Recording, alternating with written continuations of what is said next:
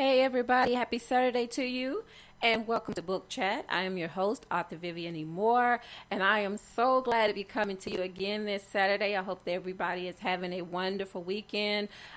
We have had just a ridiculous cold spell, seems like since Christmas, and I mean, just we're in the South, and I just have to be honest.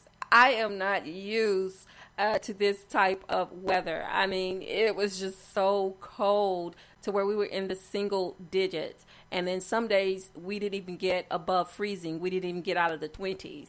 And, this is just so unusual for us. But today, I think we actually made it up to the 50s. So I'm super excited about that, even though I didn't get a chance to really get outside today.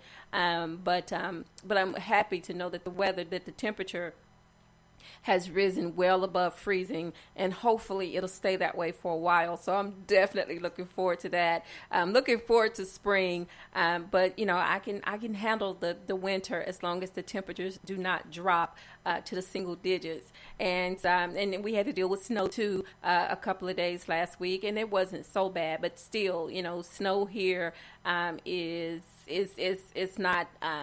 We don't get it often, but when we do get it, it pretty much shuts down the city.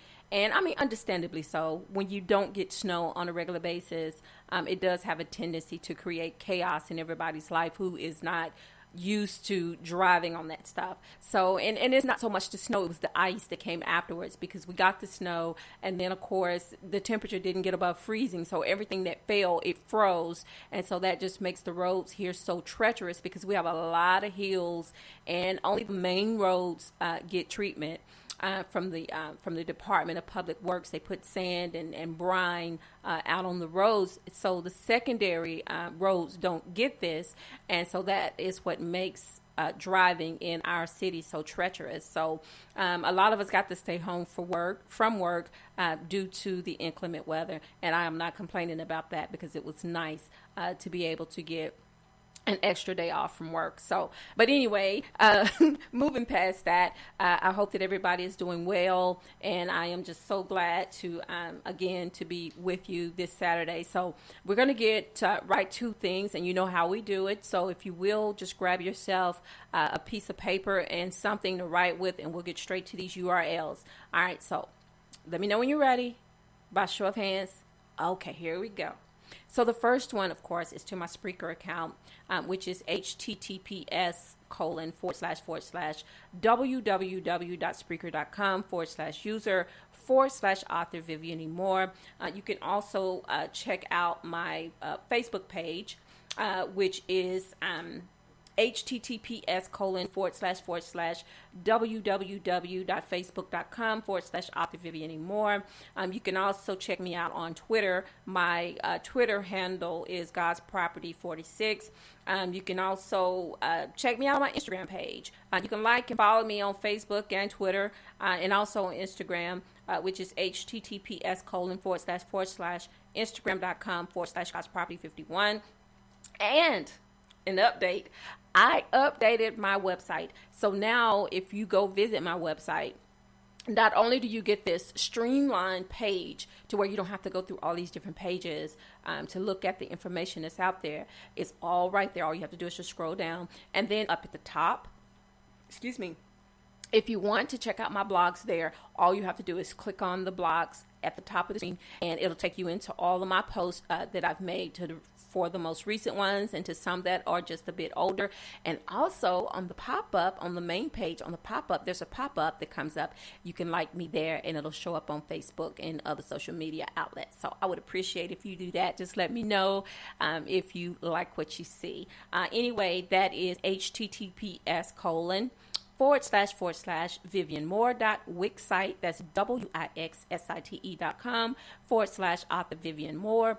You can also check out my blogs on Blogger, which is vivianemoore.blogsite.com, and you can check out the podcast on iTunes, which if you go to my Instagram page, you'll be able to see all of those URLs out there because they are listed.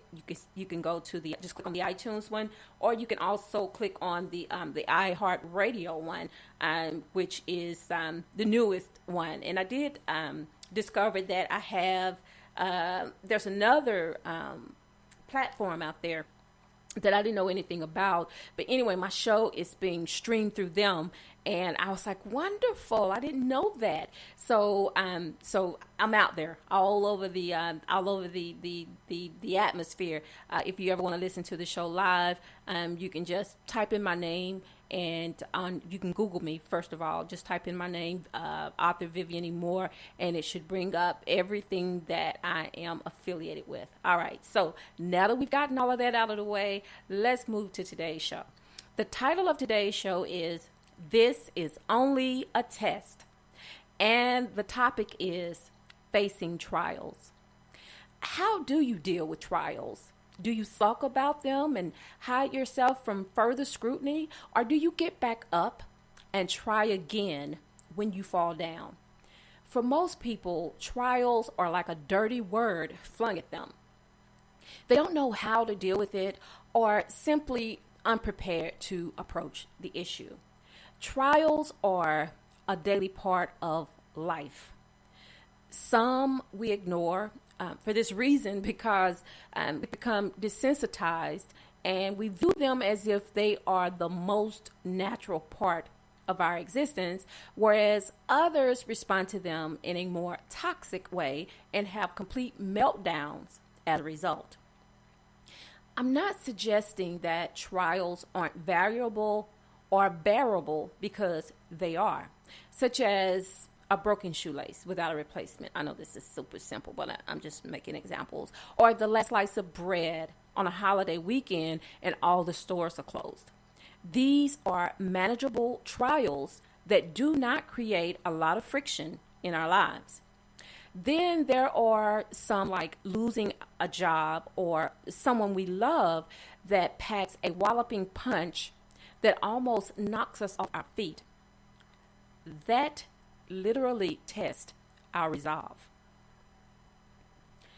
I get it. No one likes trials, but they are there to torment us every single day. Either you deal with them or you succumb to the pressure they can create. As a writer and author, I have faced many trials on my journey to success.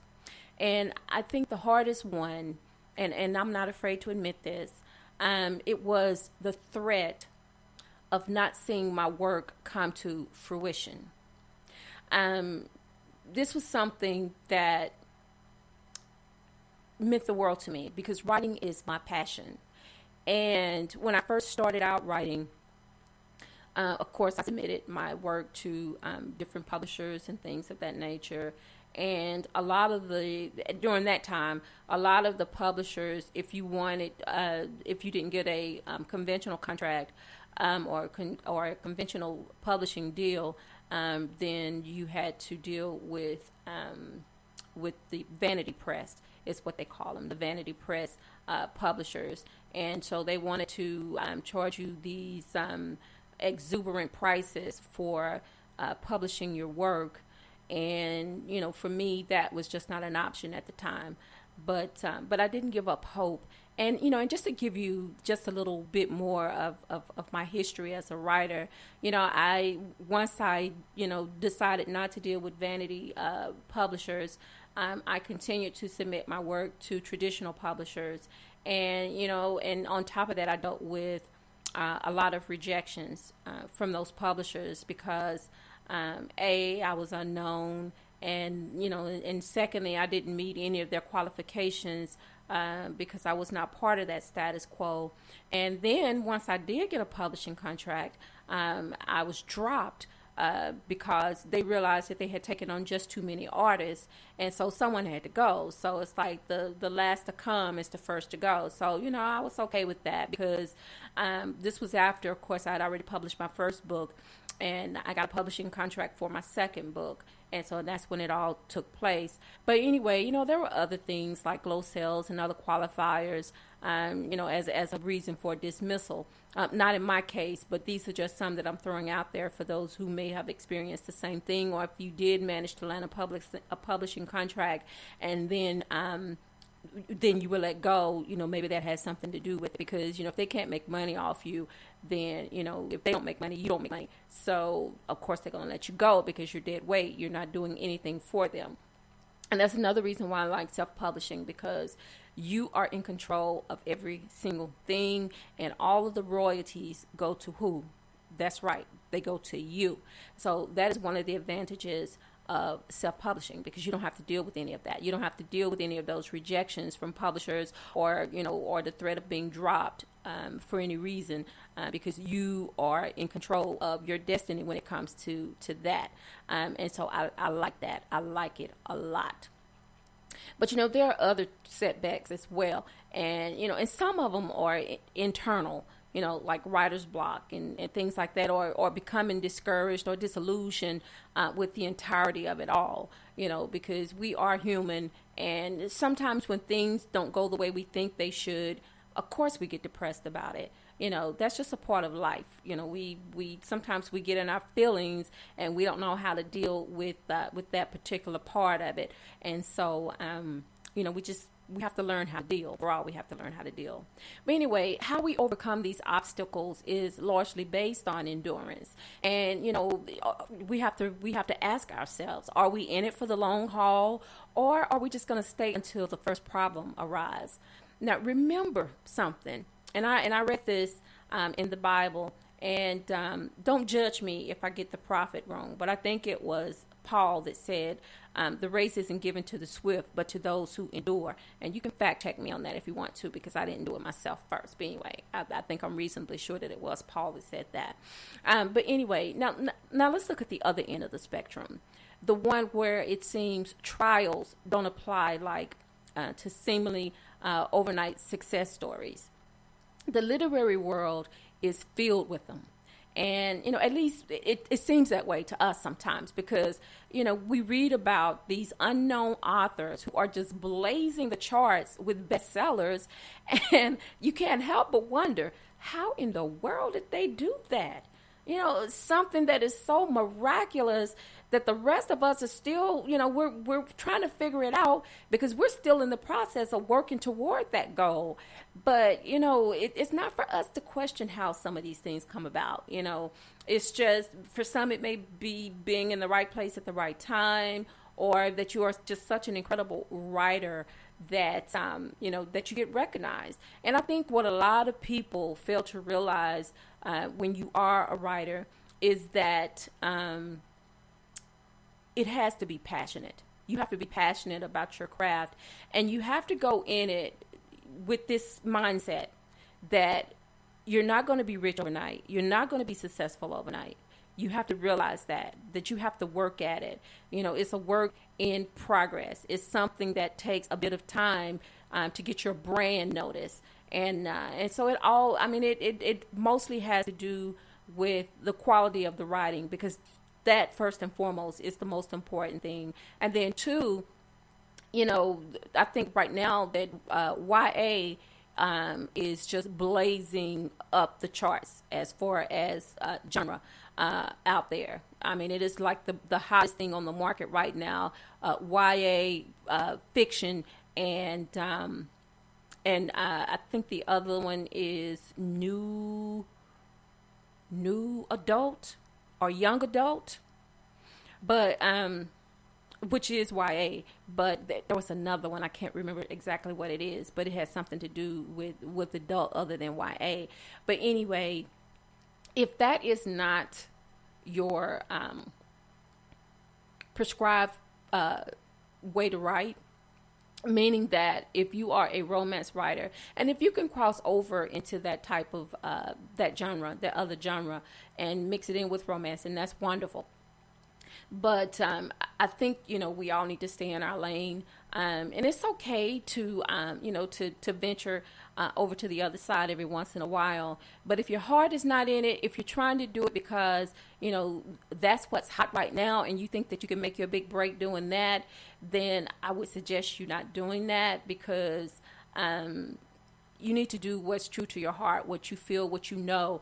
And so, believe me, readers can tell if you're just, if you're just dabbling in something that your heart is not really into, because you think that will actually give you your big break. Then you're really fooling yourself, because you're not fooling them. But I mean, it's just something to think about. I just wanted to throw that out there. But what we need to do is, we just need to relax, relate, and release. Even though these things, they baffle our mind sometimes, especially the starving artists. But relax, because this is only a test. One that I'm sure even the overnight sensations face before their big break, because everyone has a backstory and they have to pay some dues to get to where they are. And I'm positive of it. Overall, trials were not meant to weaken us, but to make us stronger, more resilient in our everyday existence. And trials, they are, believe it or not, character and muscle builders. And we're meant to, they were meant to protect us, like armor was to medieval knights during those times. They show us where our weakest areas are and how to strengthen them. If you are to remain a contender in this world, no matter what profession it applies to, but most certainly the world of writing and publishing, then you better have a thick skin. You better develop one if you don't, because it takes it. Because you will be subjected to criticism and held to a higher standard than most. Hey, a trial a day keeps the doctor away. It really doesn't. But it certainly keeps us on our toes and on our A game. Let's face it. A world without trials is like a world without choices. We need them to keep us strong and ready for the next challenge. All right, folks, that's all I have for you today. I hope that you will continue to enjoy your weekend. I know that the weekend, it takes forever to get here, and then once it gets here, it's gone. It's over with. It's Monday. When you lay your head down on Friday night, it was like, where did the weekend go? But I hope that you've made plans to go and to worship on tomorrow. Is Sunday. It's worship day. And I always say, take a family member, take a friend, take someone who may not know about the Lord, who don't read the word for themselves, so they can hear the word, and because it will broaden them and it will prepare them for these trials, because we all go through them. If you are human, if you are alive, trust me, you will have some trials and tribulations. And I'm telling you, the best place to learn how to deal with those is in church service. Listen to that word if you don't read the Bible for yourself. And also, tell somebody that you love them, because tomorrow is not promised. Today may be the only day we get to say that. I love you. I hope you love me back. Until the next time you hear my voice again, God bless you and goodbye.